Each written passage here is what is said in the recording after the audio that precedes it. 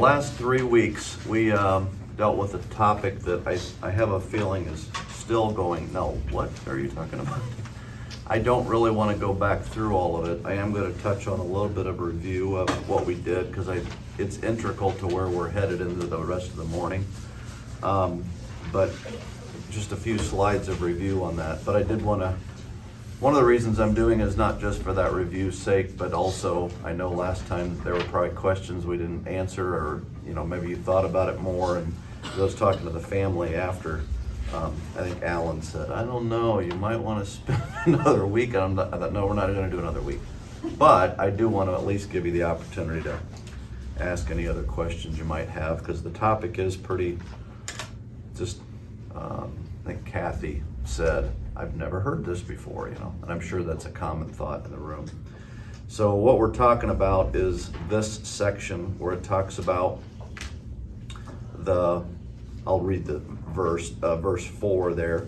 The Nephilim were on the earth in those days and afterwards, and the sons of God came into the daughters of men and bore them children. This idea, it's just something that's kind of odd enough that we just kind of roll on past and get to the next thing when this pops up. And I think what's been surprising to me, at least, is how this is a seed that's planted here, and the vine of it, as the analogy would go, it just spreads through the rest of the scriptures. You just see it. To me, now that I'm looking for it, I'm seeing it pop up quite often. We saw how it pops up in when they're coming out of Egypt, and they were unwilling to go into the land because these people were there in the land. Later we see David versus Goliath. That's another example of this. They face them later on when David is back at the castle and his the palace, whatever, and one of his men kills Goliath's brother. This kind of just keeps popping up. You get into the New Testament, you see an interaction with Jesus and some demons that kind of flash back to this thing. You have 1st and 2nd Peter that both deal with it, Jude that deals with it. So I think it pops up again in Revelation. So the point is, it's not just a minor weird thing. It actually helps us get that full biblical narrative and help us understand it better. So, oh, I forgot to turn that off. Oh well, that's all right. Who are these sons of God in Genesis 6? They're angelic beings that are acting in rebellion against God. Last time we looked at this descendants of Anak. I'm not going to read through all that. Descendants of Anak are from the Nephilim. That's what I just addressed. They pop back up. This is specifically, we see the sons of Anak. They're being reported back on by the 12 spies when they go into the land. They're unwilling to do what God has told them to do, which is go conquer the land of Canaan, the promised land. We can't do that because there's monsters in there. We're grasshoppers in their sight, and they refer to them as these sons of Anak. Well, when you just read descendants of Anak, so what is that? You know what I mean? You have to go elsewhere to figure out who those folks are. But they are referenced back as these Nephilim, or from the Nephilim. How do we see the Nephilim after the flood? Because what we're seeing in our current text is them in the context of the flood. How do we see them after? That's what we dealt with last week. So let me just read this, and then we're going to kind of jump into our new section, I think, is where we're headed next. They were the descendant, or they and their descendants populated the promised land. That's the descendants of Anak, things of that nature. Then there's others too, but we saw that last week. This, and I want to not overstate it, but I do think this is what's happening. I've put the word seems here because I don't want to be super dogmatic about it, but this sure seems like what's going on. This seems to be a strategy of Satan to prevent the people of Israel from inhabiting the land God had promised them. So I don't think this may have been necessarily the absolute only place on the planet this happened, but it is something that we know happened there, and it's very strategic. That's where Satan knows the descendants of Adam or Abraham are coming, and I think he uses this as a way of trying to keep them from taking over the land that they've been promised. This helps explain why God had Israel the descendants of Lot and Esau, devote to destruction. This is one of the reasons I wanted to cover this topic, is this sentence, right, or this little phrase, devoted to destruction.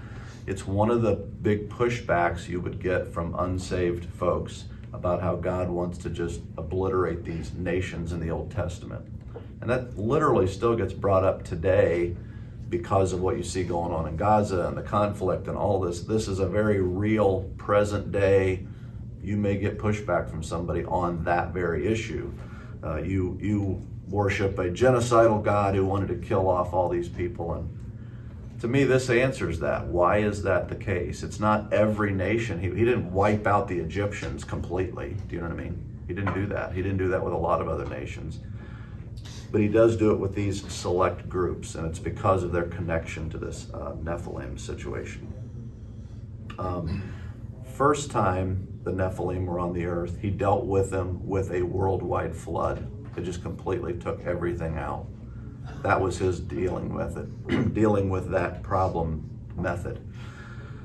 The second time they pop up, he doesn't do that. He uses specifically the descendants of Abraham, whether it be Isaac's descendants in Israel or Lot's descendants, which would not be a descendant of Abraham, but his cousin, his nephew, and then Esau. And they go in and specifically target these people groups that are connected to that. So that's how it all ties back to the flood. Okay, I got a question here. Quick thought that's the permeation of in structure, the Hamas per se is not 9 feet tall, but yet the mentality of what their bent is and how they need to be wiped out comes under this devote to destruction scenario today. Would that be reasonable? I don't know. Well, let me go back. Devote to destruction. Devote to destruction is a very specific language in the Old Testament. It is devote, you would think of as devote as a religious word, like you devote this object for worship, the altar, let's say, or the laven where they did the washing. Those are devoted to God. Same word, but now it's devote to not holy use, but devote, set apart to God for destruction, okay? I only ever see that expressed from God. God says to Joseph, or to Joshua or to Moses, devote to destruction these people. So when we bring this into the modern context, there's no way God can tell us that. So I don't think we have any right to say, well, those people, they deserve to be devoted to destruction. Do you see what I mean? God's not telling us that. We don't get the opportunity. Well, I bet they are. Let's go get them.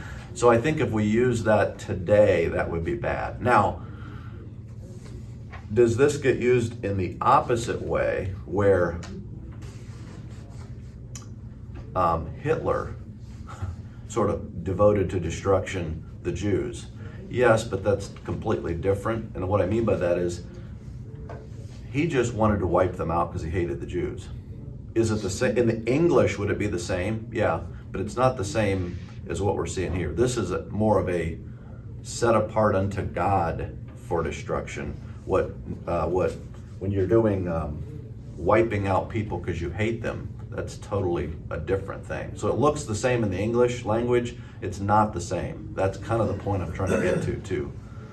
Is this isn't just I'm mad at you people, I'm going to take you out, or you're a subpar people and I'm taking you out like the Nazis did to the Jews, or you know what I mean? It's not white supremacist. It has nothing to do with that. It has to do with God sees what has happened in this rebellion between the angelic and the human realm joining together as an aberrant thing that needed to be completely dealt with. So okay. English, it can be confusing, and that's one of the reasons I wanted to double back. Go ahead. I just want to be clear on the terminology. Sure. Elohim were the angels that came to earth, and the Nephilim are the children. Yes, descendants. Yeah. Yep. Okay. You're right. Yep. Okay, so I had talked about why does this topic matter. I just keep thinking about this and why it matters, but I'm not going to go back through these because I've showed them to you multiple times. It helps us understand this rebellion of against God. It's important because he tells us, of course it's important, that kind of thing. I've already talked about this. He's not a genocidal maniac killing people because he thinks, like a white supremacy thing. It has nothing to do with that. He's eliminating people that are no longer full descendants of Adam and Eve. That would be a part of what's going on there. It's also because of the utter, complete, full debauchery and sinfulness of those people too. These are not good folks in these nations that he's just, well, but you're descendants of angels, we're going to wipe you out. No. They were doing horrific things also. There was also that part of it too. If we don't understand this issue, we miss one of the primary themes that runs through much of the Old Testament. That's what I addressed here a few minutes ago. You see it keep popping up. David and Goliath, the Exodus, all those things. So I want us to see it for that reason as well. And this we just barely touched on because of time last time, so I wanted to come back to this. How does understanding this issue affect my life today? And obviously, from a day-to-day standpoint, this is probably the most important piece, and we didn't have much time on it. The spirit of the age, let me address that. That's how I sometimes will describe the satanically influenced world. Ephesians talks about that. And I had a verse for you last week that kind of is where I pull this from. It doesn't use that exact phrase, spirit of the age. But what it's talking about is the world systems in which we live are influenced heavily today by Satan. Every aspect of it, whether it be music or movies or television or politics or news or everything, all of culture is affected by Satan and those that are on his side, and they will always try to stop you from doing what God has called you to do. So a lot of times when you're studying the scriptures, you will see a principle that then is lived out in physical form. David, Goliath. You may have some figurative Goliath in your life that you're facing. You're not literally facing off against a 9-foot man with, 100-pound sword and whatever. I mean, that's not normally how that works. So is it a true story? Yes, it's a true story. Is it parable or myth? And I don't mean not true. I mean bigger than what it is. There's more to it than what it is. Yes. Jesus did this a lot when he would do, when he says, I am the light of the world. We talked about this when we went through some of the Gospels. He's standing in the temple, and they've just lit the menorah, this huge, and they used, by the way, former priestly robes dipped in olive oil as the wicks. The flames were not this big. I mean, these are torches, and he's standing there by this flame saying, I am the light of the world. Then he talks about come and have a drink from the living water while they're pouring out this water ceremony. He would often do these things in the presence of a physical representation of what he was saying. That's kind of where I'm going with this. You're not going to face a Goliath, but you're going to face a Goliath-like situation. And the way we handle it is the exact same way David handled it. And it is not by grabbing a sling and 5 stones. It is by the Lord my God is greater than this problem. That's how we handle it. We move forward in obedience regardless of how terrifying it is. That's the carryover for us. We must look past that giant problem that we face in front of us and trust Him, God, to work out the details as we, and there's the key, obey Him. And that is what we're going to see this morning as we move into this passage with Noah. So we're going to look at the first 2 screens. This one I'm done with it, but we're going to read it because it kind of flows right into the next. And if you don't have this, the next screen doesn't make sense. So one of you, there you go, read this one and then I'll flip and you can read one more. When man began to multiply on the face of the land, and daughters were born to them, the sons of God saw that the daughters of man were attractive, and they took as their wives as they chose. Then the Lord said, My spirit shall not abide in man forever, for he is flesh. His days shall be 120 years. The Nephilim were on the earth in those days, and also afterward, when the sons of God came in to the daughters of man, and they bore children to them. These were the mighty men who were of old, the men of renown. The Lord saw that the wickedness of man was great on the earth, and that every intention of the thoughts of his heart was only evil continually. And the Lord regretted that he had made man on the earth, and it grieved him to his heart. So the Lord said, I will blot out man, whom I have created from the face of the land, man and animals and creeping things and birds of the heavens, for I am sorry that I have made them. But Noah found favor in the eyes of the Lord. These are the generations of Noah. Noah was a righteous man, blameless in his generation. Noah walked with God, and Noah had 3 sons, Shem, Ham, and Japheth. Now the earth was corrupt in God's sight, and the earth was filled with violence. And God saw the earth, and behold, it was corrupt, for all flesh had corrupted their way on the earth. And God said to Noah, I have determined to make an end of all flesh, for the earth is filled with violence through them. Behold, I will destroy them with the earth. So first, I forgot to leave the screen is with no yellow on it for you to read. Sorry. I usually do that. There's 2 things here to notice. This is back to that first slide. 4th line down, Lord said, it's in quotes, my spirit shall not abide in man forever. He has flesh, his days shall be 120 years. Who's he talking to? Then the Lord said, I will blot out man, whom I have created from the face of the land, man and animal, creeping thing, bird, heavens. I'm sorry that I made them. Same thing. Who's he talking to? Talking to Christ. I would say he's not talking to Noah yet, because then later we're told, and then he said to Noah. This is down here toward the bottom at verse 13. So this is something happening in heaven. They're not aware of this. Noah doesn't know that. Everything up until that point is a heavenly conversation. Whether that's between the Father and the Son, or the Father and Elohim, like we saw in Psalms, I can never remember, I think it's 82, but I can't remember. Is that very good? Psalms 82, there's a conversation between God and other angelic beings. I don't know who he's talking to. I'm not really looking for an answer to that question. The point is, I'm trying to help you see what I just noticed today or yesterday, and that is, he's not talking to Noah. I've always thought he was. Like, I thought he told Noah, flesh will be 120 years. Noah doesn't know that. He's not talking to Noah.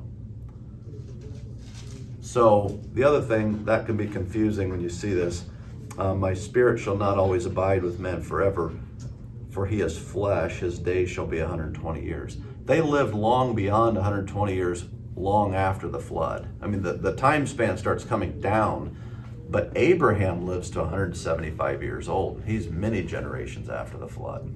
So this isn't that. This is, in 120 years, I'm bringing an end to flesh. That's what that's a reference to. But that's not said to Noah, and neither is this. So it's just something to kind of notice as we work our way through here. Chris, Go ahead. could you pop back one screen? That one? 6. Yep, 6-1. When Phil was reading that, it really struck me funny. Did the board really regret it? Yes, we dealt with that maybe 3 weeks ago, 2 weeks ago, something like that. But yeah, it says here, and the Lord regretted that he made man on the earth, and it grieved his heart. We see this throughout Scripture. There's another one where Jesus in the New Testament says to Israel, Jerusalem, oh, Jerusalem, Jerusalem, how often would I have brought you under, like a hen under the wing, and you wouldn't, as though he doesn't have any control over that. I wish I could, and I just can't. What he's doing here is expressing an emotional attitude that we would connect with. What it's telling us is it grieves him in his heart. If he were human, there would be regret. He's not human. There is no regret. But it feels like that's what you and I would connect with. Now, I talked about this that week. You have the school shooting. Pick one, right? The parents of the dead children are, that's horrible, right? In some ways, it's harder to be the parent of the shooter because you're the one that helped produce the monster that has done that, right? That's kind of what he's trying to communicate. If your kids behaved that badly, you would have that in the back of your mind. I wish I had never bore you. I mean, it's that kind of heartache is what he's trying to is communicating. God knew before he gave the foundations of the world, he was going to flood it 1,600 years later. That's not a shock to him. So in that way, he doesn't regret it. It's part of his plan. But he's trying to help us understand this is how much this grieves the heart of God. He's not caught off guard. He's not surprised. I've talked about this before. Why is it that at the very end of the millennium, Satan is released to tempt the nations and the number of the sands of the sea turn against him? Why do that, right? I would argue, if you look at Adam and Eve in the garden, then you look at Cain and Abel, still very much perfect in many ways, maybe genetically or whatever. They're still in a really pretty good environment. It's the pre-flood world. It's not Eden, but it's pretty good. They have good parents, and yet one of them kills the other one, right? So then you move into this time, and it just goes completely sideways. And it's so bad, he wipes out the whole world. Then you get to Moses, and they literally are walking around with a pillar of fire hanging in the sky and water pumping out of a rock that you can look on the backside and there's nothing there. I mean, this is like miracle on steroids, right? And what do? They behave horribly. We get to the New Testament, and we literally have God living in us. And what did you do 2 days ago that you're like, why did I do that? You said this, you gestured that, you watched that, whatever, and you got God in you, and you're still doing that. You get to the millennial kingdom, and you're literally, Jesus is on the throne, and you live in a perfect environment. And what do people do? They turn against God. What does that show? It demonstrates the absolute wickedness of the human heart. And it helps magnify the miracle that salvation is. There's not a single person ever born that would ever choose God, period. So if you have, don't take credit for that. Realize that is absolutely a gift. That is absolutely a miracle that you see God for what he is rather than how humans see God. Because no matter how you change up the environment or the structure, we always reject him every time, in every situation, except if he does a miracle in your heart and has you see him for who he really is. And then he is precious. Because he really is precious, but your sinfulness can't see that. Shows So- how powerful the word choice is, because they either choose to follow him or they choose the evil that's Yes. takes up on. But their choice is limited to their ability to have choices. If I go to the pizza place and I order Chinese, they're going to sit there and look at me. I don't have that choice, right? So we all have choices. We can choose to sin this way, or this way. Okay? All three of those lead me to hell. Well, I mean, he could have made us all be like angels, be worshiping him. Right. Without the advent of one falling away. I mean, there was a reason Right. why Lucifer fell. There is that, but all of that is within the parameter of here's your set of choices, and you're always going to do it wrong. Now, sovereignly by grace, I'm going to take you, transition your mind to be different, and now you see me for who I am, and now you choose, which is obvious. Of course I'm going to choose to follow you. Look at how awesome you are. I didn't see that 2 minutes ago. Now I do. So he simply opens a path to a different choice that you don't have naturally. All right. So that means that the fallen angels had that same choice. They would have initially chosen to fall away as he had ordained. Yeah. Which does get to that point of, no, wait a minute. No, is it my fault or is it God's fault? He's the one that, yeah, well, ask him when you get there. I'm not. All right. Let's get back to this. So I wanted you to see that. But Noah found favor in the eyes of the Lord. We're going to come back and touch on that more in a moment, but just kind of let that sit there in your mind. These are the generations of Noah. Noah was a righteous man, blameless in his generations, or other translations say perfect in his generations. Noah walked with God. That is he's relationally with God on an ongoing basis is what it means to walk with him. It doesn't mean he's walking around with him as, say, Adam did. It's a Bible way of saying this is someone who was in a relationship with God and pursuing that relationship on an ongoing basis. He didn't pray a prayer once when he was 7 and hasn't thought about it since. No, he's walking with God. And Noah had 3 sons, Shem, Ham, and Japheth. And that's about the extent of what we're going to learn about them until we get quite a ways down the line. Now the earth was corrupt in God's sight, and the earth was filled with violence. And the Lord saw the earth, and behold, it was corrupt. And all flesh had corrupted their way on the earth.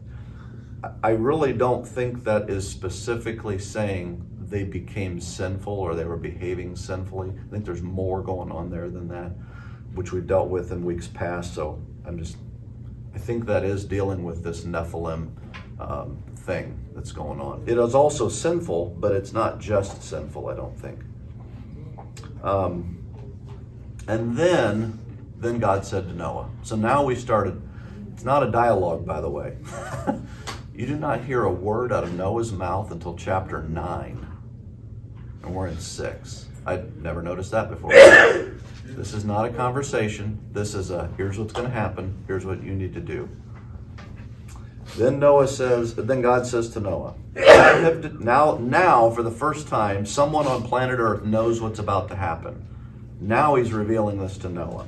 I have determined to make an end of all flesh, for the earth is filled with violence through them. Behold, I will destroy them with the earth.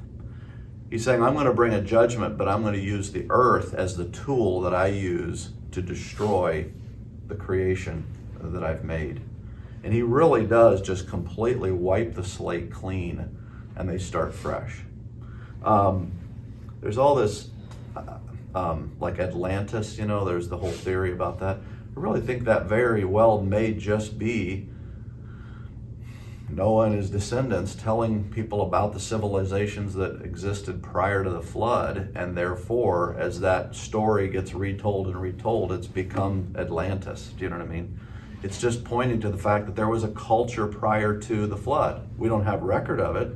It's been completely kind of obliterated. Now that we may find some, road under a sea somewhere or whatever, and who knows what that is, but you need to watch the History Channel. I choose not to because I don't want to mix truth and error, but let me give you this really quick. It's an interesting thing. I mentioned it one other time, and I may go into more detail on it later, but we think that at the time of the flood, something in the neighborhood of 7 billion people would have inhabited the earth. Now that's like, wait a minute, 7 billion? How in the world? They only started with 2, and it's not that far. It's 1,650 years. Let me give you this. In 1850, just a short time ago, 1850, 1 billion people were on the planet. We're at 8. So we went from 1 to 8 from 1850. What is that? 173 years? In 173 years, we went from 1 billion to 8 billion. In 173 years. So 1,600 years when people are living 900 years. So if a lady has a child every 3 years for 600 years, how many kids is that? I mean, well, a lot of kids. Big families now are 12 or 14, right? Big families then were 300 or whatever. I don't know. Is that crazy? And they're not dying. I mean, they're just living and living and living and living. So it's not like you got 70 years and quit. No, it's 700 years. So the population could easily have gotten to that number. From 1850 to get to 2 billion, okay, so to add 1 more billion took 80 years, from 1850 to 1930. Then to add 1 more billion took 20 years. So it went up by double in 80 years. Now, during that 80 years, you had Spanish flu, you had some pretty massive wars, you had World War I. So there's a lot of kind of setting things back.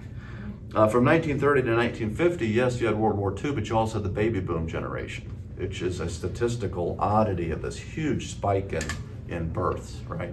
So that's how they went another billion. It only took 20 years. Then from 1950 to 2000, we went from 3 billion to 6 billion. So it took 50 years to add 3 more. And then another 20 years, you added 2 more billion from 2000 to 2020 or 2022. So what happens is, you've heard the term exponential growth. They would have had exponential growth too, but because of the longevity of life and the number of kids that could be had, I think 7 billion is a really low number, you know. So why am I bringing that up? When you hear people today say, well, God is a God of love, he would never, you know, send people to hell, and well, he wiped out 7 billion people one time. There's no reason to think he wouldn't do something similar. We have a track record that he is willing to do that kind of thing. Like, go ahead. How many are on the earth right now? 8. And then was 7. And that's an estimate. It Okay, could have been all right. 9, but yeah. Well, let's take that. We're talking like right now, 8 billion over the entire Earth, right? Earth. Right. So those 7 billion people, you know, they think they're finding, I mean, were they already spread to this side of the earth? One thing we'll look at as we get more into the flood, I don't think that there were continents spread all over the earth before the flood. I think there would have been much more contiguous landmass. Part of that's from Genesis, you know, when we looked at creation, the ground that was formed. Yeah. And it doesn't describe multiple pieces, there was a piece of ground. So everybody could have been on that one piece and it just spread out over that piece of ground. And we don't really know how big it was because it's different now than it was then. There was a water canopy above that's come down, there's water from below. We may have been 75% land and 25% sea. Now we're 2/3 sea and 1/3 land, or whatever the ratio is, you know what I mean? Mountains weren't as tall then. They would have come up out of the depths. I've talked about this before. Drive 75 south and you'll see all the strata layer that would have been formed through the flood, and it's this way because it's been pushed up vertically and the stripes are going like this on the rock. It's like, so obviously there's been a ton of stuff like that since. And I think immediately following the flood, it wasn't all spread out, because otherwise you'd have nothing in Australia, right? How would you ever get there? But I think that stuff has shifted over time to be where it is currently. Yeah. Quite here. I have a question. They lived, you said, for 700 years. Or Is that 800, 900, yeah. Because there weren't many diseases at that time, and That would be- genetically they were Yep. more pure? Yep, that would be part of it. The other part, they think, is because of the water canopy that's described that's above, would have shielded from like some of the different UV radiation that causes us problems as well. So it's a mixture of a multitude of things. Yep, Question. yep. What about the animals? So I have determined to make an end of all flesh. That Mhm. means animals, Right. for the earth is filled with violence through them.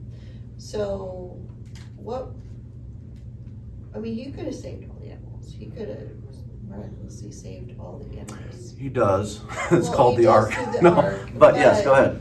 I don't understand why he wiped out all the animals. Well,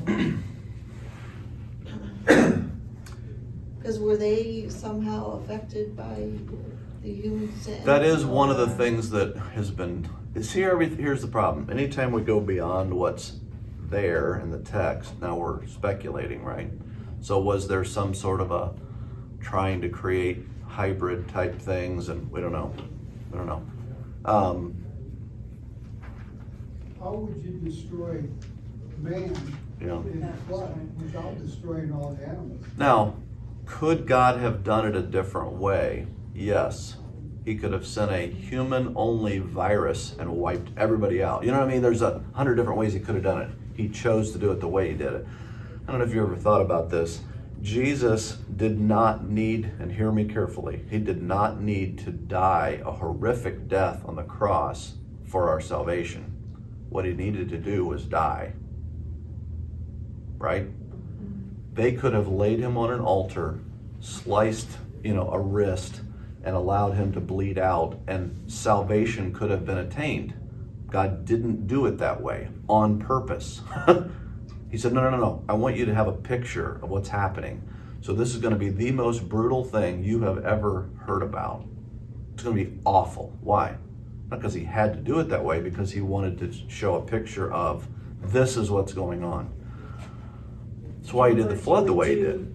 To save us. Yeah. The extent that he would go So, to. yes, but also like there is this incredible anguish happening in Christ that we can't see, right? If he had bled out on an altar, that would have looked peaceful. There's nothing peaceful about it. He's taking on the wrath of Almighty God, right? For the sin of all of his children. It is the most horrific thing that's ever been experienced, and I'm not talking about the cross. The cross is there so that we see how horrific it is. Because it's hard for us to see the anguish Jesus went through with the wrath of God on him. It puts an exclamation point on how great his love is for us. Yeah. So I think the flood could be viewed similarly. And what I'm saying there is he could have simply sent a virus and everybody just dropped over dead, right? Or he could have supernaturally just, like he will do at Revelation, where he speaks and people melt. We've seen that in, I think it's Zechariah, where the flesh falls off the bones and they fall over dead. It's just incredible. He could have done that. He could have just wiped everybody out and started over that way, right? So why did he do it this way? And I think it's this catastrophic reshaping of the world to demonstrate how bad it was. This is the extreme he had to go to do it. There are always multiple ways he could, but he chose this one. And then it's our job to go, why did he do it like that and not that? That's not a bad question, because there's usually a good answer in there that can help us see something about whether it be his character or how bad that really was that he was trying to deal with it. Or, yeah, go ahead. I just have a question, like with the flood, couldn't it be symbolic of washing the earth of sin and Yeah, pointing he's to baptism?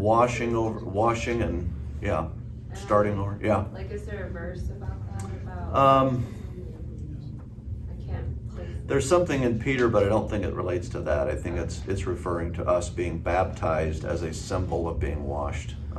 Yeah, it's the only one I can think of. All right, make yourself an ark of gopher wood.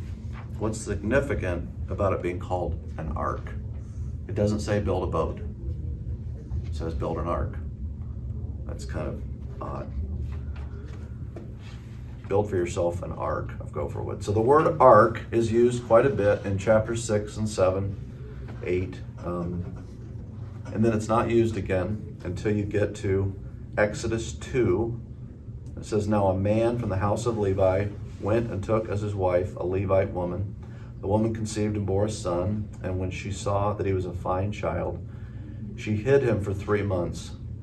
When she could hide him no longer, she took him for a basket. She took for him a basket made of bulrushes, and dabbed it with bitumen and pitch.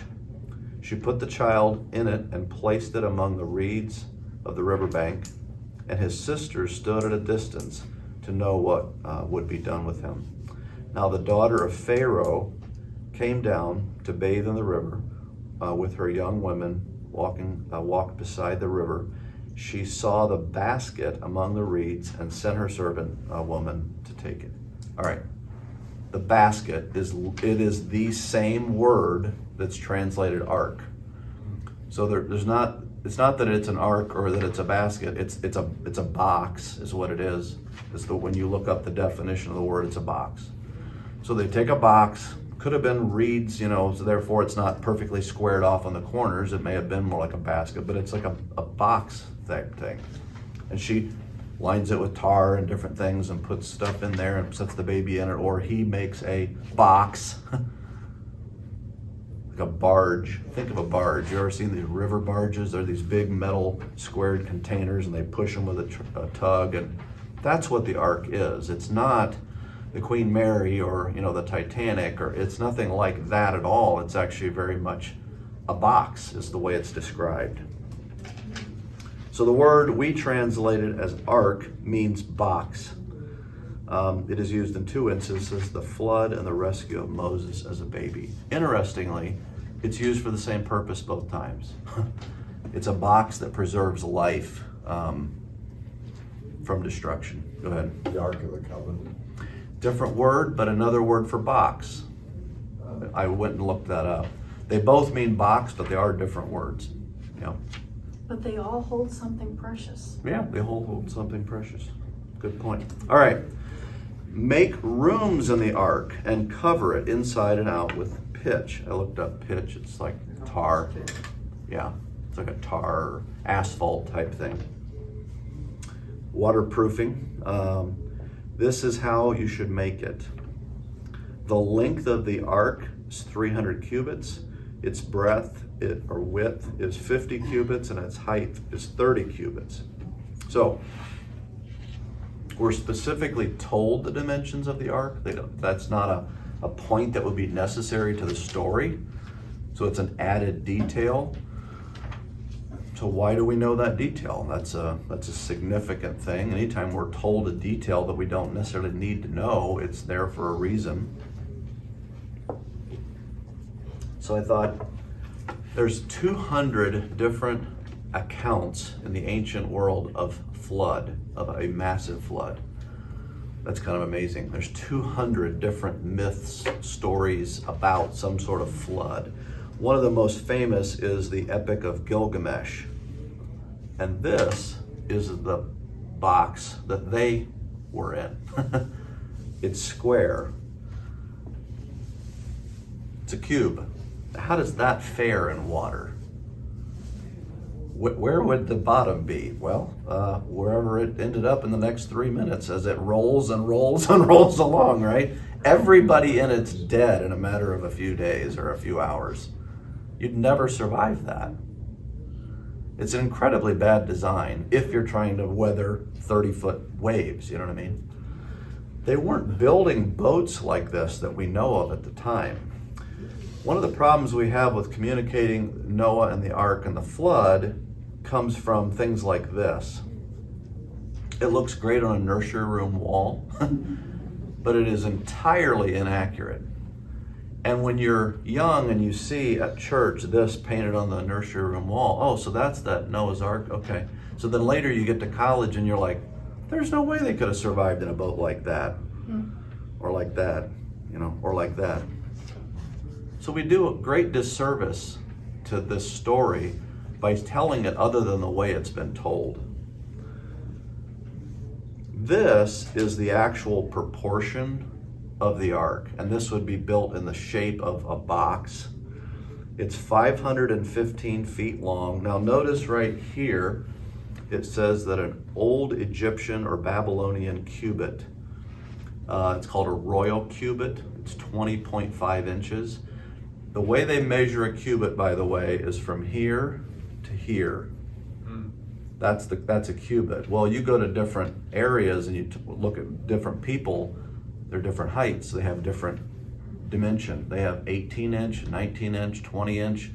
So the Egyptian one is 20.5. That would have been the average length from here to here. And therefore, we think that's probably the one Moses is writing it. Moses has been trained in Egyptian education as a son or grandson of Pharaoh, or he was raised as one anyway.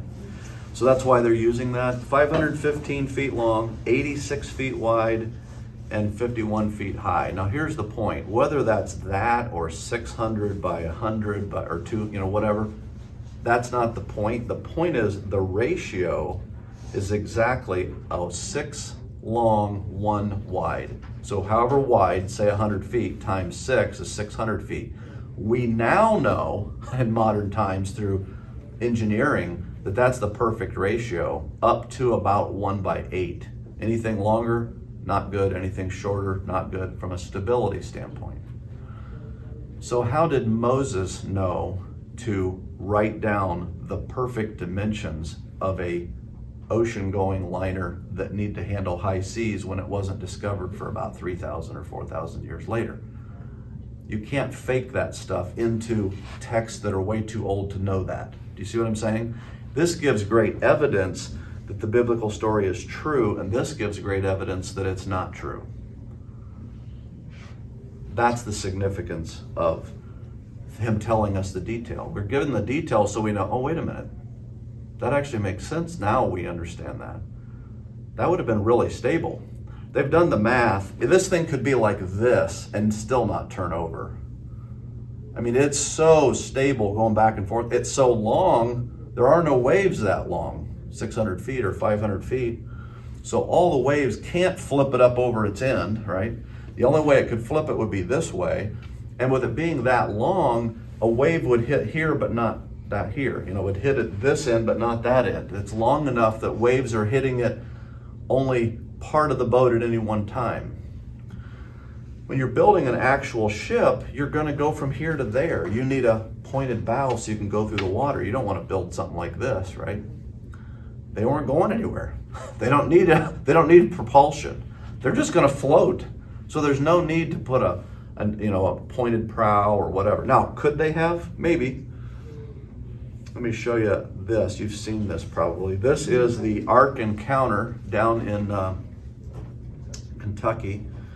And again, they don't know and we don't know, but this is a great guess as to what it might have also looked like. And they've put a trailing edge to kind of give it like not a rudder, but it stabilizes it through the water. And then at the other end, this piece sticking up is meant to like catch wind. So you've got one at one end, one at the other, and it'll kind of trail through the wind and keep it so it's more in line with waves. Maybe that's how they did it. I don't know. They don't know. It's their kind of best guess. And there it is. That's the side view. Here's the point. I thought this was pretty fascinating. According to the Ark Encounter, which is down there, the Ark was 510 feet long, 85 feet wide, and 51 feet high. This makes it the largest boat ever made until 1858, when we began to use steel. That's kind of phenomenal. Like in the 1800s, the largest ship in the world was like 180 feet long or something. Noah, I almost said Moses. Noah, I've done my Moses and the Ark thing so much. Noah built a boat like 4 times larger than any modern wood boat, modern being 1800s. How in the world? You know what I mean? It was built with a 6-to-1 ratio, that length-width thing, which we now know is the ideal width to length ratio for stability in high seas. Here's the key point. For the story of Noah and the Ark to be true, it would need to have a barge of this dimensions. One other thing, back to my original picture here. And we may talk about, no, it's on this one I haven't showed you yet. You can't see that, but up here in the corner, it's got some detail. The volume is almost 1.4 million cubic feet. That is the equivalent of about 500 railroad stock cars. If you take sheep as, say, an average, bunnies are smaller, other things might be bigger. So you just average and say a sheep.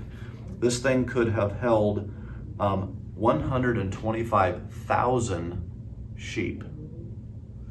That's more than what's needed to hold two of every kind. Again, they had 2 dogs. They didn't have 2 Labradoodles and 2 Great Danes. They just needed 2 dogs.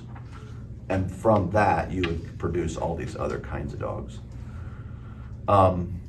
There is a thing, like if you have short-haired dogs and long-haired dogs and they're in Alaska, do you know why there's no short-haired dogs left in Alaska unless they're in a house? Because they die.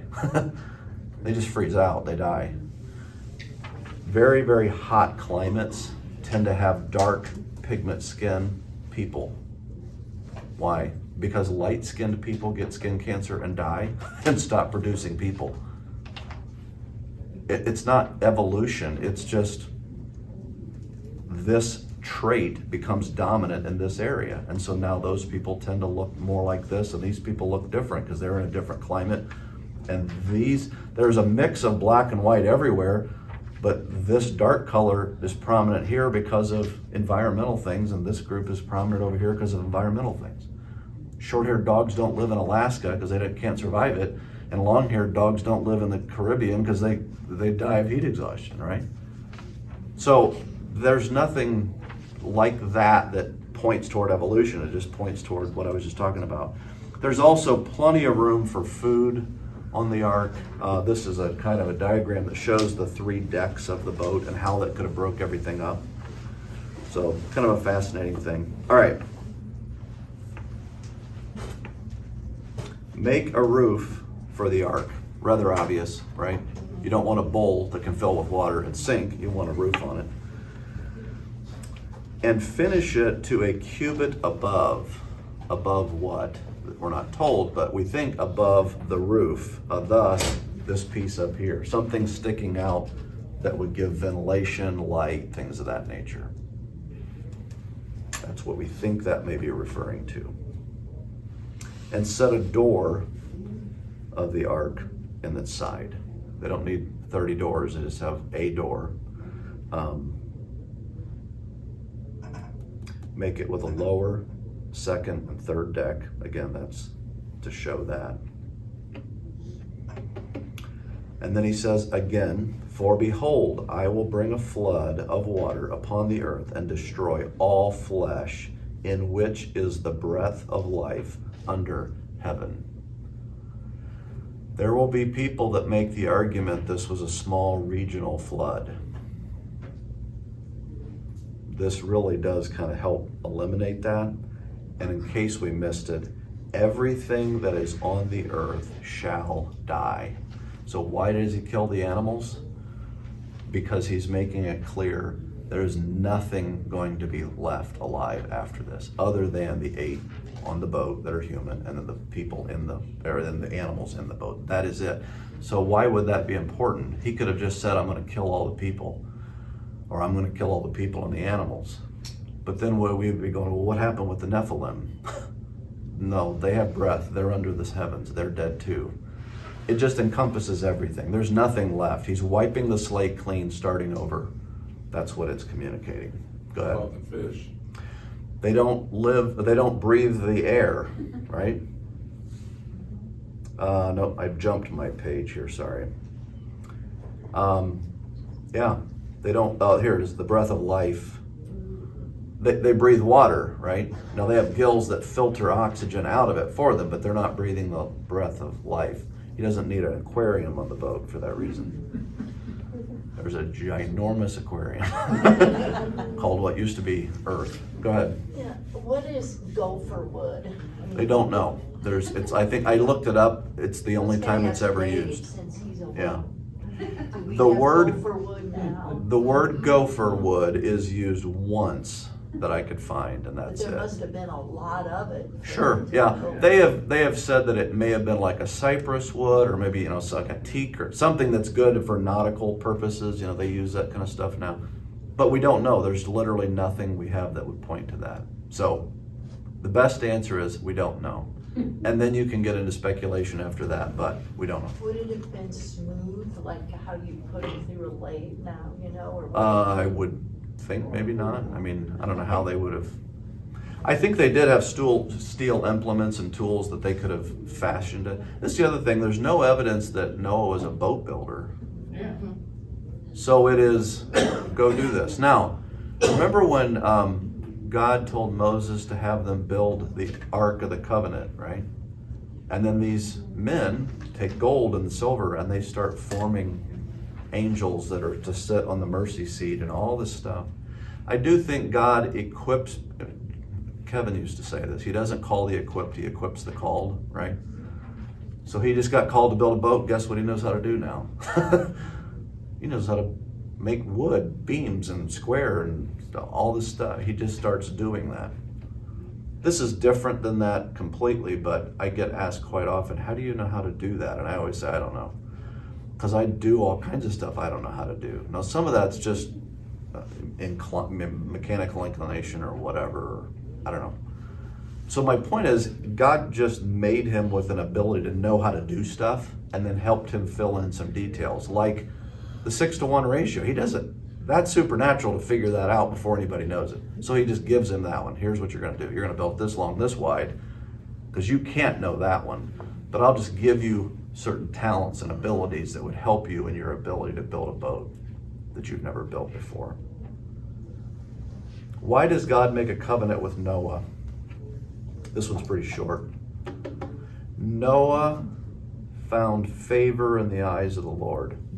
King James says it this way, but Noah found grace in the eyes of the Lord. I remember it was the Blackwood Brothers, one of those singing groups way back, had this as a song. And so I knew that that was in there somewhere because I had heard it 6,000 times growing up. Noah found grace in the eyes of the Lord. Da, da, da, da, da, da. So I looked up the word that says favor or grace, and it is translated about 50-50, it seems like. Sometimes the word grace is used, sometimes the word favor is used. It's an interchangeable thing. The point is, we need to realize it wasn't because he was a good guy. Was he a righteous man? Yep. Did he walk with God? Yep. But God didn't choose him for that reason. I think he chose him because he was gracious to Noah, and it opened Noah's eyes to who God was, and then he pursued what was most precious to him, which would obviously be God once you see him. So, and then he says this, and you shall come into the ark, you and your sons and your wives and your sons with you, and every living thing of all flesh you shall bring 2 of every sort of into the ark to keep alive with you. Then they shall be male and female, because that's all there is, male and female. You know what I mean? That gets talked about a ton in this the Old Testament, in this section. And of the birds according to their kind, of the animals according to their kind, of the creeping things of the ground according to their kind, 2 of every sort shall come in to you, and you shall keep them alive. Take also with you every sort of food that is eaten, and store it up.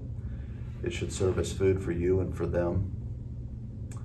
And then this is the main thing I wanted to get to, and this is it. Noah did this. He did all that God commanded him. Again, he's going to preach, we find in Hebrews, we're told that he's a preacher of righteousness. But he did, the reason I was bringing that up, he's a preacher, he's a builder, and there's only him and his family that make it onto the boat. That's a really, really tough thing. You work in a company of atheists, and you keep doing your daily devotions at the, cafeteria. Oh, here he goes again, You know the ridicule, and he just stood, not for a couple of weeks or a month, but years and years and years and years and years, doing something that makes absolutely no sense. He's building this ginormous, massive, floating barge when it's never rained. You're an idiot. Do you know what I mean? He just stood strong. I will finish by the time that the clock gets to the bottom there, because we don't have much left. Then the Lord said to Noah, this is after it's all over, the 120 years has passed, the boat has been built. Go into the ark, you and your household, for I have seen that you are righteous before me in this generation. So he is righteous, it is part of it, but why? It's because God had equipped him to be that. This is Hebrews 7. By faith, Noah, being warned by God concerning events yet unseen, in reverent fear, he feared God more than he feared the ridicule of man, constructed an ark for the saving of his household, and by this he condemned the world and became an heir of the righteousness that comes by faith. So, here it is. Here's the answer, and then we'll wrap this up. Because Noah found grace in the eyes of the Lord. That's why God made a covenant with Noah, because God was gracious to Noah. God had given Noah faith And Noah would demonstrate that faith by being obedient to God's commands. Our obedience does not gain us favor. It simply demonstrates the faith that God has granted us. God had ordained to use Noah to repopulate the world. So what lesson or lessons can we learn from Noah? I've kind of touched on these already. Obey what God has called you to do. There's a lot of that that's very specific in the scripture that applies to everybody, but there's also that little voice in the back of your head saying, talk to so-and-so. I'm talking about that too. Be faithful even if you stand alone. That's the other thing we can learn from Noah. Be faithful even if you're going to be alone when you do it. As I was going through this, I'll end on this note. I was looking up pictures that I was showing you guys, and there was this picture of this lion, and it's a CGI thing. So it's a lion, but he weighs, 800 pounds and has a belly this big. He's just this pig of a lion. And he said that was a really lousy cruise, but the buffet was awesome. Speaking of all the other animals he'd been eating for this whole time they were on the boat, right? And what was interesting were all the comments of ridicule about the rubes and idiots that believe this thing called the flood. I mean, it was just one after another, after another, after another. That's the world. And you show up to that group and say, oh yeah, I believe that. Well, in here, of course, yeah, it's okay. You go there and you are an absolute idiot. Do you know what I mean? Like, you get to play Noah. You get to pretend to be Noah, and then that ridicule just pours on.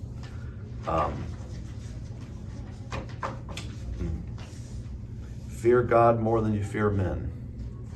That's the answer to that.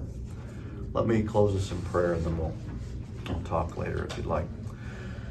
Dear Heavenly Father, we are grateful for your word as it reveals to us what we know is truth.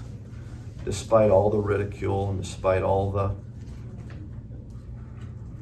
mockery that the spirit of the age will heap on those that follow you as a way of getting us to be disobedient, like we saw with the children of Israel as they were coming into the land and they were afraid of these people that they saw as more powerful than they. And in their fear, they were disobedient. Thank you for this now example of obedience in the face of fear. As Hebrews reminds us, in reverent fear he did this. He did have fear, but he had greater fear of you than he did of those around him. Help us to take that with us this week as we go into a hostile world. Help us to love people. Help us to share truth with people. Help us to fear you more than we fear others. Let that motivate us to be good ambassadors for you in the circumstances and environments that you've given us to represent you in. And we pray all these things in Jesus' name.